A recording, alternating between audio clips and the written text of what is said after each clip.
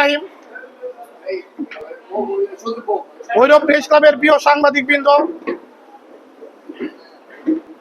অদ্য 2/9/2025 তারিখে কিশোরগঞ্জ জেলার ভৈরব উপজেলার মেঘনা নদীতে কিশোরগঞ্জ জেলা প্রশাসক কর্তৃক ঘোষিত বালুমহল উত্তোলনে বাধা প্রসঙ্গে আমি সাংবাদিক সম্মেলনে নিম্ন স্বাক্ষরকারী মোহাম্মদ তানভীর আহমেদ, মেসার্স নাগিব এন্টারপ্রাইজের স্বত্বাধিকারী, কিশোরগঞ্জ জেলা প্রশাসক কর্তৃক অনুমোদিত ইজারাকৃত বালুমহলের একজন ইজারাদার, জেলা প্রশাসক কার্যালয় ইজারাদার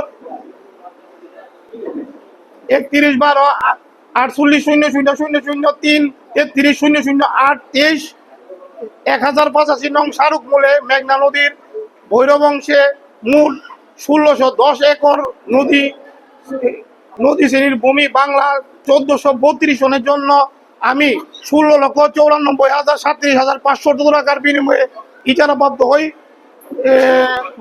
16,94,37,500 টাকার বিনিময়ে ইজারা মূল্যে আমি ইজারাপ্রাপ্ত হই।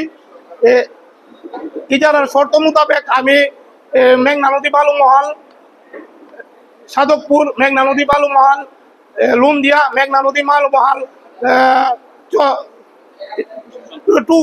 টুকচানপুর মৌজাতে 1610 একর ভূমিতে আমি বৈধভাবে আমার নিজস্ব ডেজার এবং আমার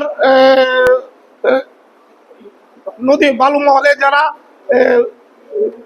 পার্টনার আছে ওদের ডেজার দ্বারা বালু উত্তোলন করি।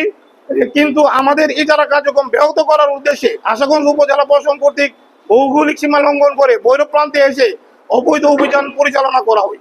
ডেজার খনন কাজ শুরু করার আগে অদ্য 2/9/2025 তারিখে ঘুরে আশাগঞ্জ ইউনো মহোদয় সশরীরে উপস্থিত থেকে অবৈধভাবে ভৈরব সীমানায় প্রবেশ করে এ পর্যন্ত মোট 14টি ডেজার ও একটি বাল্কহেড নৌকা জব্দ করে আমাদের 7-8 জন দরিদ্র ডেজার শ্রমিককে ধরে নিয়ে যায় এবং শারীরিকভাবে নির্যাতন করে স্বীকারোক্তি আদায় করে। বালু উত্তোলন থেকে আমার 2 দিনের জমা এবং ডেজারের টাকা বাবদ এ পর্যন্ত আনুমানিক 11 লক্ষ টাকা ছিনিয়ে নিয়ে যায়। এতে আমার ব্যবসায়িক ক্ষতি হচ্ছে। সরকারকে বিপুল পরিমাণ রাজস্ব জমা দিয়েও আমার ডেজার জব্দ থাকায় এবং অযথা হয়রানির কারণে আমি আর্থিক ক্ষতির সম্মুখীন হচ্ছি।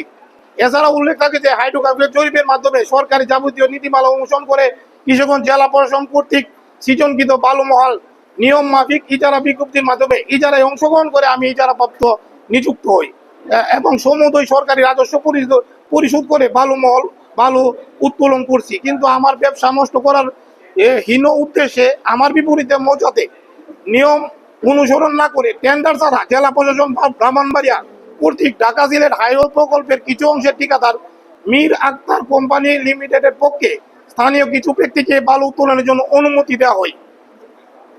এ সংক্রান্ত কোনো দখলনামা আশাগঞ্জ উপজেলা প্রশাসনের কাছে চেয়েও পাওয়া যায় নাই। আমি স্থানীয়ভাবে মীর আক্তার কোম্পানি লিমিটেডের সংশ্লিষ্ট কর্তৃপক্ষের সাথে যোগাযোগ করে তারা এ বিষয়ে সংশ্লিষ্টতা উক্ত নতুন সৃজনকৃত বালুমহলের সংশ্লিষ্টতা অস্বীকার করেন।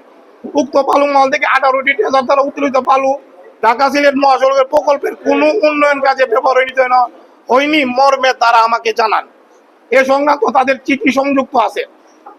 আশাগঞ্জের ইউনো আমাদের ডেজার নদীতে চললে প্রতিদিন 1 লক্ষ টাকা দিতে হবে, অন্যথায় ডেজার বৈধ হলেও নদীতে নামতে দিবে না বলে হুমকি দেয়। তৎপ্রেক্ষিতে 31/8/2025 তারিখে ডেজার বন্ধ করে দেয়।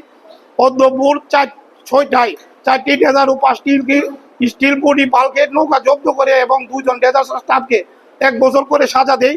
পাশাপাশি পরে বালুমহলের মালিকের নামে মিথ্যা অভিযোগ এনে মামলা দেয় ও 4টি ডেজার গচ্ছিত 12 লক্ষ টাকা ইউনো নিজে লুট করে নিয়ে যায়।